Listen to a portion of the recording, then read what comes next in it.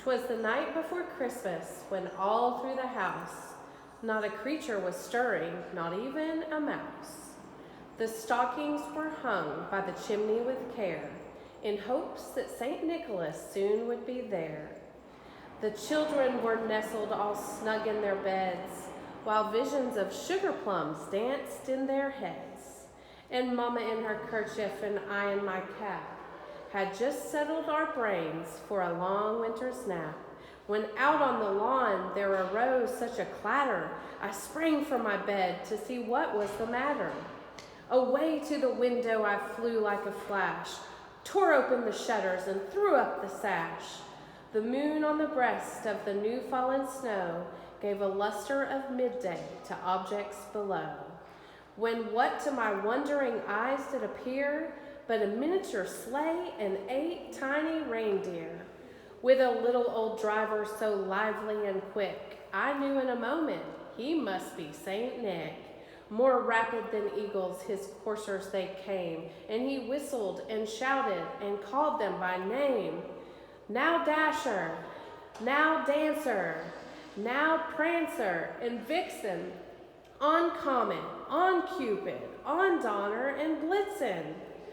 To the top of the porch, to the top of the wall, now dash away all, as leaves that before the wild hurricane fly, when they meet with an obstacle mount to the sky. So up to the housetop the coursers they flew, with a sleigh full of toys and St. Nicholas too. And then in a twinkling I heard on the roof the prancing and pawing of each little hoof. As I drew in my head and was turning around, down the chimney St. Nicholas came with a bound. He was dressed all in fur from his head to his foot, and his clothes were all tarnished with ashes and soot. A bundle of toys he had flung on his back, and he looked like a peddler just opening his pack. His eyes how they twinkled, his dimples how merry, his cheeks were like roses, his nose like a cherry. His droll little mouth was drawn up like a bow, and the beard on his chin was as white as the snow. The stump of a pipe he held tight in his teeth, and the smoke it encircled his head like a wreath. He had a broad face and a little round belly that shook when he laughed like a bowl full of jelly. He was chubby and plump, a right jolly old elf, and I laughed when I saw him in spite of myself. A wink of his eye and a twist of his head soon gave me to know I had nothing to dread. He spoke not a word, but went straight to his work and filled all the stockings, then turned with a jerk.